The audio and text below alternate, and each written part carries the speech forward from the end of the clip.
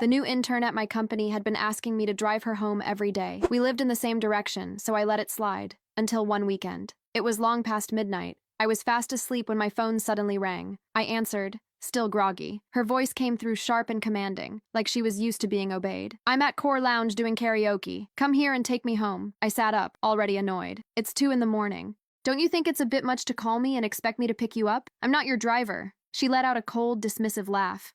"My cousin is the HR director. Driving me around is a privilege for you. Do what you're told, or I'll make sure you get fired." I paused. Not because I was intimidated, because it was almost ridiculous. She still didn't know who I was. Since I didn't say anything, Vanessa Cole made a faint sound of impatience. "What's wrong? Scared now?" she said. "Then hurry up and bring me a hot milk on the way.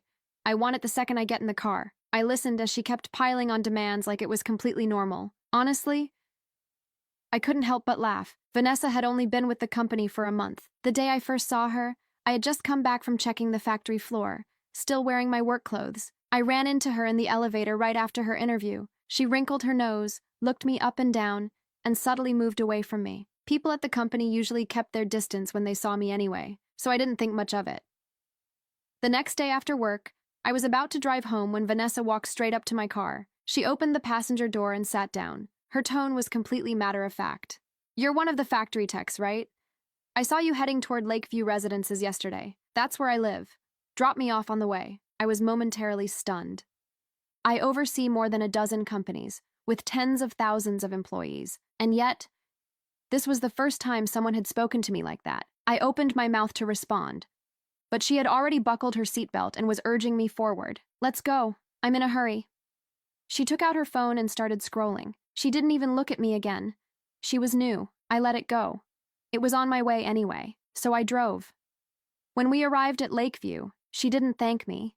She didn't even glance back. She just slammed the door and walked off. I figured she had just graduated, still didn't understand how things worked, so I didn't think much more about it.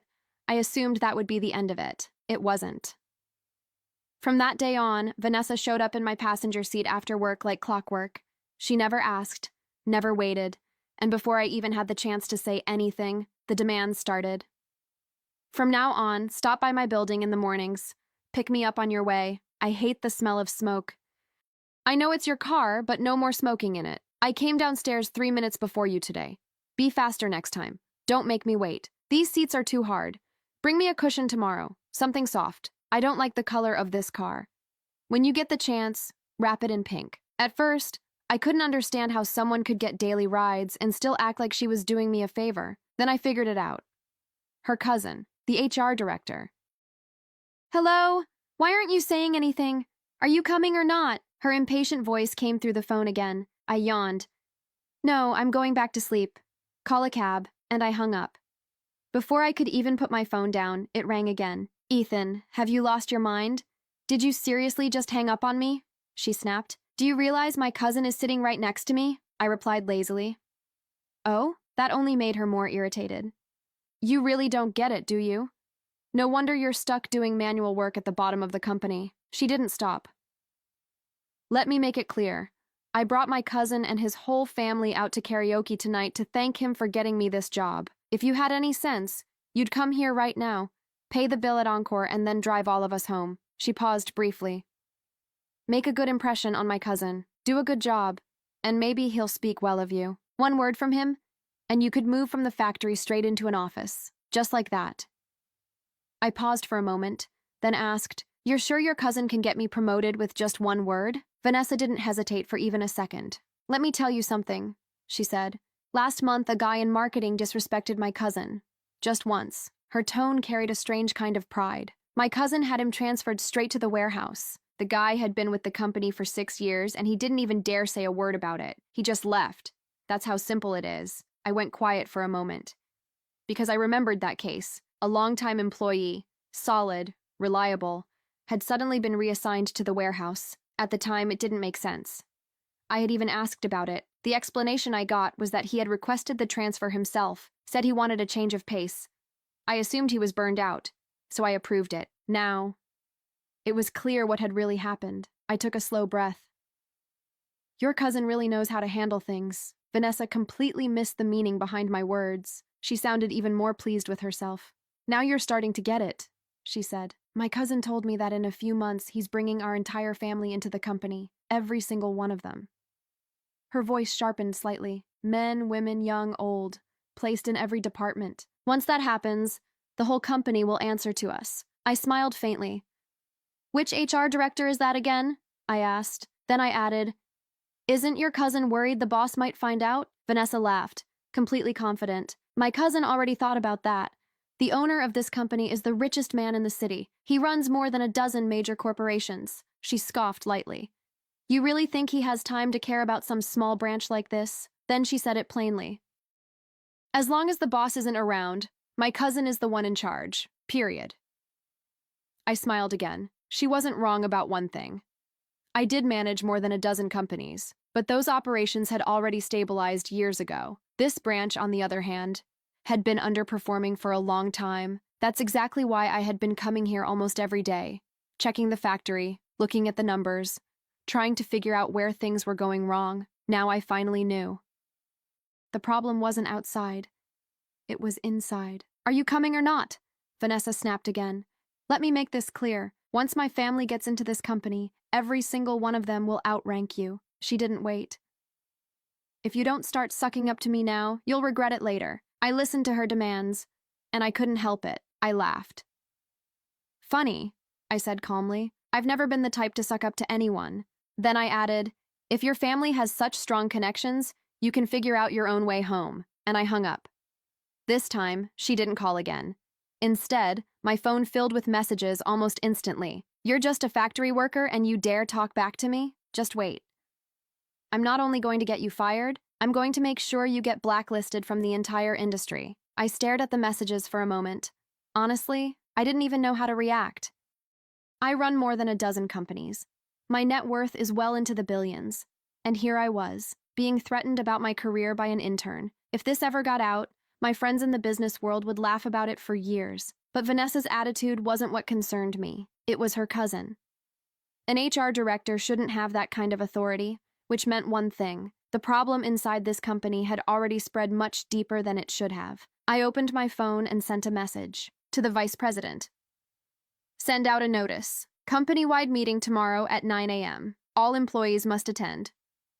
No exceptions. The message had barely gone through when I got a reply. Understood, Mr. Carter. The next morning, I drove to the office like usual. The moment I stepped out of my car, I saw Vanessa standing at the entrance, arms crossed, waiting. Next to her stood a man in his early 30s, dressed in a tailored suit. He carried himself with the kind of confidence that only comes from having unchecked authority. I glanced at his name badge, Daniel Brooks, HR Director. The moment Vanessa saw me, she stepped forward quickly and blocked my path. Then she turned to him. It's him, Daniel. That's the one. Daniel looked me up and down slowly, like he already knew how this would go. So you're the factory worker who disrespected my cousin? He said. Who hired you in the first place? I don't remember seeing your face. To avoid unnecessary attention, I always kept a low profile when I was at this branch. Simple clothes, no entourage, and the cheapest car in my garage. Only a few top executives knew who I really was, and someone like him was nowhere near that level. When Daniel said he didn't recognize me, Vanessa's eyes lit up. See? She said immediately. Even you don't know him. That means he got in through connections. Fire him, right now. Daniel laughed, a cold, dismissive laugh. So it's a backdoor hire. That explains the attitude. He lifted his chin slightly, clearly enjoying himself. I'll tell you what, he said. Out of kindness, since you've been driving my cousin to and from work for a month, I'll let you keep your job. He paused. But you'll have to agree to a few conditions. I stood there listening. First, he said, counting on his fingers, a placement fee, $50,000, transferred directly to my personal account. Otherwise, one word from me and you're out. He raised another finger. Second, from now on, you'll drive my cousin to and from work every day. You'll do whatever she says whenever she says it. No questions. Another finger. Third, last night you ignored her request to pick us up. That needs compensation. He spoke like he had done this many times before. Taxi fee, $1,000. Drinks and karaoke, $4,000. And since my cousin couldn't sleep all night because she was so upset, That's another 10,000 for emotional distress. He finished counting. That makes 65,000. Then he looked straight at me. Cash or transfer? I stood there, taking it all in. Never in my life. Had I imagined that as the owner of this company, I would have my own employees standing at the front entrance, in broad daylight, demanding money from me without a single hint of hesitation. Daniel pulled out his phone and showed me his payment code, waiting. Like this was already decided. Vanessa stood next to him, watching with satisfaction, enjoying every second. Around us, employees had started to gather. No one looked surprised. Some glanced at me with sympathy, like they were telling me to just pay and avoid trouble. Others smirked slightly, like I had picked the wrong people to cross. Looking at their reactions, I turned back to Daniel. So everyone who wants to work here has to pay you 50,000? I asked. He gave a cold laugh. That depends on the situation, he said. Someone like you who skipped the normal hiring process, me as HR director, fixing your paperwork, don't you think that deserves some compensation? Vanessa nodded eagerly. Exactly, she added. The fact that my cousin is even willing to take your money means he thinks you're worth the effort. She smiled. Just like when I rode in your car. That was a privilege for you. I paused for a second, then asked calmly, what if I refuse? Daniel didn't hesitate. He slipped his phone back into his pocket slowly, like someone who already believed the outcome was guaranteed. If you refuse, he said calmly, I make one call right now. In 15 minutes, you'll have your termination letter, your things packed in a box, and security escorting you out of the building. He paused, just enough to let it sink in. And as a bonus, he added, I'll personally make sure no company in this industry hires you again. Vanessa crossed her arms, smiling with quiet satisfaction. We told you last night, she said, but you hung up, twice. She tilted her head slightly. Now the price has gone up. That's how this works. The employees around us formed a loose circle. No one stepped in. Some looked down. Others watched me with that same expression, the kind that comes from having seen this before, and learning not to get involved. It was a silent understanding. This is how things are here. And if you don't accept it, you pay the price. I put my hands in my pockets and looked at both of them for a few seconds. Then I said, Interesting. Daniel frowned slightly. Interesting? Yes, I replied calmly. I've been wondering for weeks why this branch has the worst performance out of all my companies. I paused. Low numbers, high turnover, good employees disappearing without explanation. Another pause. Now I understand. Daniel let out a short laugh. Look at this guy, he said, turning slightly toward the others. He's giving speeches before getting fired. A few nervous laughs came from the crowd. Vanessa joined in, clearly enjoying it. 30 seconds, Daniel said, turning back to me, his tone turning cold again. Either you take out your phone and transfer the money, he paused, or I call security. You decide. I looked at him, then at Vanessa, then at the employees standing around us. Some had their shoulders lowered. Others had that distant look, like they had gotten used to this kind of thing a long time ago. All right, I said. Daniel smiled. Vanessa's eyes lit up. All right, I repeated. But first, I need to make a call. Daniel rolled his eyes. You're not calling anyone who can help you, he said. I already told you my connections in this industry are. I'm not calling anyone in the industry, I interrupted calmly. I'm calling Vice President Gallagher. I paused. I want to confirm the time for the 9 a.m. meeting. Silence. Daniel blinked. What meeting? The company-wide meeting, I said. All employees. No exceptions. I took out my phone. I scheduled it last night. Didn't you get the notice? I saw the exact moment something shifted in his expression. Not fear yet, but a crack. A small one. I didn't receive anything, he said. His tone wasn't as confident as before. That's strange, I replied, glancing at my phone, because Gallagher sent it out hours ago. Right on cue. Daniel's phone vibrated in his pocket, then again, and again. He hesitated for a second before taking it out. I watched as his eyes moved across the screen, and that small crack turned into something bigger. It's just an internal notice, he muttered. More to himself than anyone else? Yes, I said. A general meeting. I paused. Hosted by the owner of the company. Another pause. Then I added, that would be me. The silence that followed felt heavy. Vanessa stared at me, her mouth slightly open. Daniel slowly lifted his head from his phone. Around us, the employees had completely stopped talking. That's... Vanessa started. then stopped. A joke? I finished for her. Her voice didn't sound as sharp anymore. Desmond, I said without turning. From inside the building, the vice president stepped out, accompanied by 2 assistants. He walked straight toward me, calm, professional. Like nothing about this situation surprised him. "Good morning, Mr. Carter," he said. "The 9 a.m. meeting is ready. Main conference room, full capacity." Daniel didn't say a word. Vanessa didn't either. Desmond gave them both a quick glance, then looked back at me. "Would you like to begin on time?" "On time," I replied. Then I walked past them, straight toward the entrance.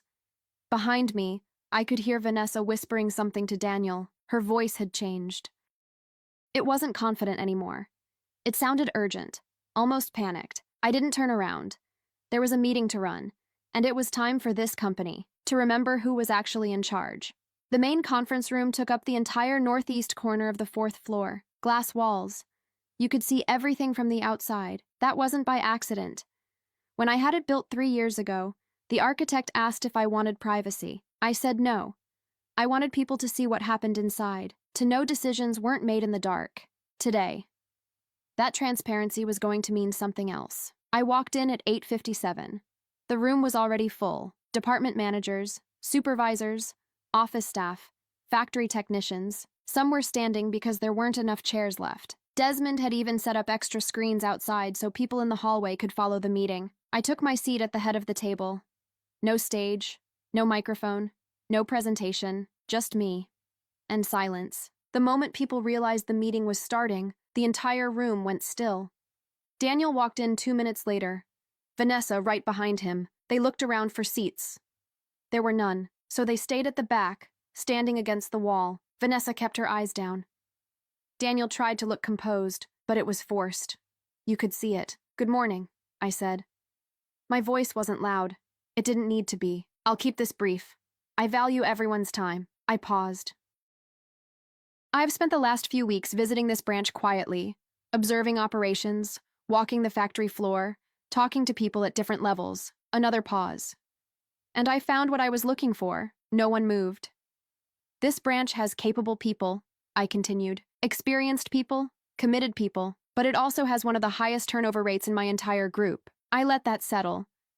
When that happens, there's usually a reason that doesn't show up in reports. Desmond stepped forward and placed a thin folder in front of me. I opened it slowly. "This morning," I said, before entering the building.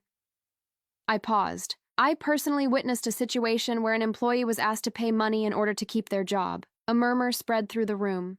Short, heavy. At the back, Daniel's posture tightened. "I'm not calling it anything beyond what I saw," I continued calmly. "But starting today, there will be a full internal review of the HR department." I closed the folder. "That review will cover all hiring decisions, transfers, and role changes from the past 18 months. Silence again. "That's all for now," I said. "Thank you." The meeting lasted 4 minutes. Daniel caught up to me in the hallway before I reached the elevator. He grabbed my arm. Not aggressively, but urgently. "Wait," he said, lowering his voice. "Listen, what happened this morning was a misunderstanding." He spoke quickly. "My cousin is young. She says things without thinking. I was just, how many employees have you transferred without proper approval in the past year?" I cut him off. He froze, just for a second. He started. "I already have names," I said. That wasn't entirely true yet, but it didn't matter. "A review is happening either way," I continued. "The only question is whether you face it on your own terms or not." Daniel said nothing. His face had changed, completely. I let go of his arm, turned, and stepped into the elevator. The person who helped me the most that day was someone I barely knew before. Florence Kwan, operations manager. She had been with the company for 11 years. Quiet, consistent, the kind of person no one notices until something goes wrong. She had a habit, documenting everything, not just in the official system, but in her own private records, just in case. I had seen her name once in a report months ago. Strong performance. 3 promotion requests denied. No clear reason. That stayed in the back of my mind. That morning, before the meeting, I asked Desmond to bring her to me. We met in a small room on the 3rd floor. 8:40 a.m. She walked in on time, holding a tablet. Calm, controlled. "I know who you are," she said as soon as the door closed. No hesitation. Good, I replied. That saves time. She placed the tablet on the table and turned it toward me. I know what you've been looking for, she said. Then she added, I've been tracking it for 14 months. I looked at the screen. Hiring irregularities, she continued. Employees on payroll that no one has Ad break. Guys, if you made it this far and haven't liked the video, left a motivating comment, shared the story with your friends, or followed my page ERT Stories, what are you waiting for? Support me with these simple things, and let's continue the story. One has actually seen. Transfers that don't match operational needs. Decisions that don't make sense. She paused. I didn't report it earlier, she said, because the last 2 people I tried to tell stopped responding within 3 days. I looked at her. Names? I asked. They're all in there, she said. Dates, estimated amounts, and where the money went, when I could trace it. It was more than I expected. Why wait 14 months? I asked. She didn't hesitate. Because without someone who could actually act on it, this would have cost me my job. She met my eyes. I was waiting for the right moment. I nodded slowly. That kind of patience, that kind of control, that was rare. Send everything to Desmond, I said, and be ready. This is going to move fast. That afternoon, while the review team started working quietly 2 floors below, I sat in the temporary office they had set up for me and started going through Florence's files. It didn't take long to see the pattern. It was clean. Almost too clean. Hires going through without proper checks. Payments processed automatically. Some employees were real, but overpaid. Others didn't exist at all. And under all of it, there was one name. Again and again and again, a second approval. Always the same, a digital signature, small, easy to overlook, but consistent. Someone else was involved, someone above Daniel. I leaned back slightly. This wasn't just a problem. It was a system, and I had only just started to see how deep it went. I closed the file and stared at the screen for a moment. There was something that didn't sit right. Not obvious, not loud, but there, like a small detail that refuses to go away once you notice it. The secondary approvals. I counted them. 23 documents, 14 months, all with the same digital signature. According to the company structure, that position belonged to the Assistant Director of Administration. I searched the internal directory. Marcus Hale. He had been in the role for 4 years. Before that, he had rotated through different departments across multiple branches. Nothing impressive, nothing alarming, just average. The kind of person no one really pays attention to. I requested his full file. And that night, back at the hotel, I went through it. On the surface, nothing stood out, but buried inside his past transfers, there was something. At one of the branches he had worked at years ago, the HR director had been dismissed for irregular hiring practices. Marcus Hale had been questioned during that internal review. The report said there was no evidence of his involvement. What the report didn't say, because no one had looked for it, was that the HR director who got fired back then was Daniel Brooks's uncle. I closed the file. There it was. This wasn't something new. It had been building for years, moving quietly from one branch to another, setting itself up, waiting, and they had chosen well. This was the smallest branch in my portfolio, the one farthest from my direct attention. They assumed I wouldn't look closely enough. They almost got it right. That same night, I made a call. Marcus Steele, head of corporate security. He had worked with me for over a decade. Didn't talk much, didn't ask unnecessary questions, and never failed to find what I needed. I need you to track a license plate, I said. Then I gave him my own. There was a short pause. Timeline? He asked. By tomorrow morning. Understood. I hung up, then went back to Florence's files. There was still something bothering me, something small, but persistent. Then it clicked. The first time Vanessa got into my car, she had wrinkled her nose, stepped away, then, just before pulling out her phone, she glanced at the dashboard. Just for a second. At the time, I thought nothing of it. Now, it looked different. She wasn't distracted. She was checking something, the license plate, and then she typed, which meant one thing, from the very beginning. Someone had already been watching me, and that someone wasn't Daniel. The next morning, my phone rang at 7:14 a.m. Marcus Steele. The plate was accessed 38 days ago, he said, from a third-party system connected to fleet management. I stayed silent. The account used belongs to Marcus Hale, he continued. Assistant Director of Administration. I exhaled slowly. Reason? I asked. Logged as a routine parking verification. A brief pause. But it doesn't add up. Why not? That vehicle isn't registered in the branch system, he said. There's no operational reason for him to check it. I nodded, even though he couldn't see it. Got it, I said. I ended the call and sat there on the edge of the bed for a few seconds. Marcus Hale had checked my plate weeks before Vanessa ever got into my car, which meant they knew who I was, long before I knew anything about them. They had done their homework, identified the car, then sent Vanessa. She wasn't just an arrogant intern. She was bait. The plan was simple and smart. If they could create a situation where I looked compromised, if they could get something that suggested an inappropriate connection, they would have leverage.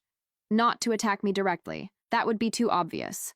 But to protect themselves. Because the moment any investigation started, they could shift the focus, create a problem big enough to make everything else disappear. But they miscalculated. Two things. First, I never gave Vanessa anything that could be used against me. Second, Florence Kwan had been documenting everything for 14 months. At 9 a.m., I walked into the office and went straight to Marcus Hale's office. He was at his desk when I entered. He looked up, expecting someone else. It took him 2 seconds to adjust. Mr. Carter, he said, standing up. Sit, I said. And I sat down first. He followed. I watched him carefully. Mid-40s, composed, hands resting calmly on the desk. The kind of person who survives by staying unnoticed. I assume you know why I'm here, I said, a small pause. Because of the review, he replied. In part. I placed a single sheet of paper on his desk, the record of the license plate access. He looked at it, no dramatic reaction, just a slight shift in his eyes. It was a routine check, he said. With a plate that doesn't exist in your system? I asked. I leaned back slightly. Who told you to look it up? Silence. Marcus, I said, using his name. We already have Florence Kwan's file. I paused. 23 documents with your approval. Your history from the previous branch. Then I tapped the paper. And this, I held his gaze. What I don't have yet is your version. He stared at the paper for a few seconds, then looked away, then back at me.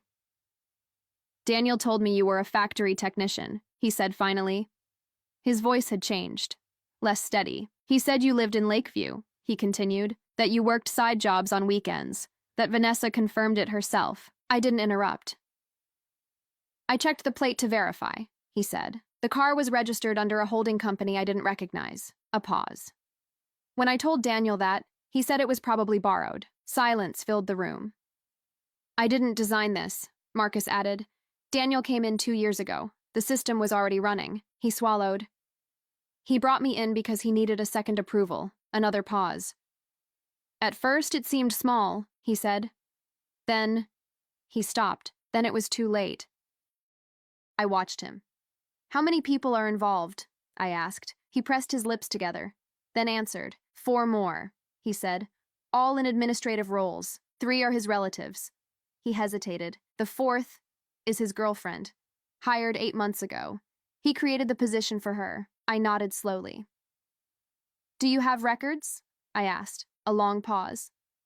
Yes, send everything today, I said. Desmond will give you the address. I stood up, then looked at him one last time. Cooperating won't erase what you did, I said, but it will matter. I turned and walked out. Through the glass walls, I could see Daniel inside a meeting room, 2 auditors sitting across from him. His posture had changed.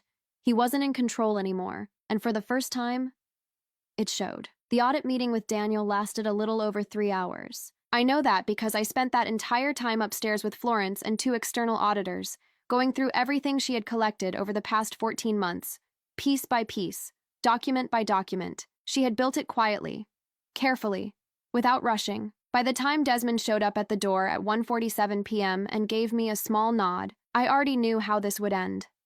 I went down to the 3rd floor. The meeting room doors were still open. Daniel was sitting in the same chair, but something about him had changed. Earlier, he looked like someone still trying to stay in control. Now, he looked like someone who had already lost it. I walked in. The auditors stepped aside. Daniel looked up at me. For the first time since the morning, we were face to face again. And the difference from earlier, From the entrance, from the payment demands, from the confidence, was impossible to ignore. "Do you know how many employees this branch has lost in the past 18 months?" I asked. He didn't answer. 43, I said. 43 people with strong records, good performance, years of experience, who either asked to leave or were pushed out. I placed a document on the table. Some transferred, some resigned. I paused. Several of them said the same thing on their way out. I looked at him. They felt like their work didn't matter. They felt like decisions didn't make sense. Silence. I tapped the paper lightly. "I'm not showing you this to make a point," I said. "I'm showing you this because every one of those names has a cost. Hiring. Training. Lost time." I paused again, but more than that. I looked at him steadily. That's 43 people who walked away feeling like they didn't matter. Daniel clenched his jaw. But he didn't speak. "Do you have anything to say?" I asked. A pause. "I already told the auditors everything," he said quietly. "I know." I leaned forward slightly. "I also spoke with Marcus Hale this morning. That got a reaction. Small, but there." "We have what we need," I continued. "This isn't an interrogation anymore." I paused. "This is a courtesy." He frowned slightly. "What kind of courtesy?" "The kind where I tell you what happens next, before you read it in writing." I folded my hands. "You're being terminated, effective immediately. The case is being forwarded for further action, depending on what the auditors confirm. The relatives you hired without proper process will be removed this week. The accounts tied to irregular payments have already been frozen." Daniel opened his mouth. "And one more thing," I added before he could speak. "The employee from marketing who was moved to the warehouse last month," I paused. "He's being reinstated, full back pay, and additional compensation." I closed the folder. That's all. Daniel didn't argue, didn't react. He just sat there, like someone who had finally run out of moves. I walked out. Vanessa was sitting in the hallway, waiting. She stood up as soon as she saw me. "Mr. Carter," she started. "Cole," I corrected calmly. Her last name, not mine. "You can use the room next door," I said. "Someone will meet you shortly to handle your termination." Her expression shifted. "I didn't know you were," she started. "I know," I interrupted. Then I looked at her for a moment. "But you did know what you were doing was wrong." Silence. "The mistake," I continued, "was thinking that the consequences only apply to people who can't push back." Her eyes started to water. Not dramatically, just reality setting in. "Learn something from this," I said. That was all. I walked away. Later that afternoon, I asked Florence to meet me again. Same room, 3rd floor. She arrived with the same calm expression, same tablet, but something had changed. The tension she carried before was gone. I placed a document in front of her. "This is a formal offer," I said. She looked down. "Regional Operations Director. It includes this branch and 2 others." She read it carefully, every line. No rush. Then she looked up. "Why regional?" she asked. "Because what you did here," I said. "Over 14 months, alone, without support." I paused. "That's exactly what I need at a larger scale." I held her gaze. "The difference now is, you won't be doing it alone." A brief silence. Then she picked up the pen and signed. No celebration. She didn't need one. That evening, before heading back to the hotel, I stayed in the parking lot for a few minutes. I looked at my car. The cheapest one I owned, the one Marcus had traced, the one Vanessa had noticed on the very first day, that quick glance she gave the dashboard, that I had dismissed at the time. Now I understood. Arrogance isn't always loud. Sometimes it's quiet. It decides, without thinking, who matters and who doesn't. Daniel never really looked into who I was, because he had already decided. Work clothes, simple car, no presence. Conclusion, no threat. Vanessa did the same thing. She trusted borrowed power, because as long as no one challenges it, it feels real. That's the problem with power that isn't earned. It becomes routine, comfortable, and after a while, people stop questioning it. This branch had lived like that for almost 2 years. 43 people left. Others stayed quiet, and one person, Florence, spent 14 months building the truth. Not loudly, not urgently, just patiently. I got in the car, started the engine, and thought about one thing. The most expensive lesson someone like Daniel can learn is this: the person you underestimate doesn't always walk away. Sometimes they just wait. And while you're busy feeling untouchable, they're building the case that ends everything. No noise, no rush, just time and proof.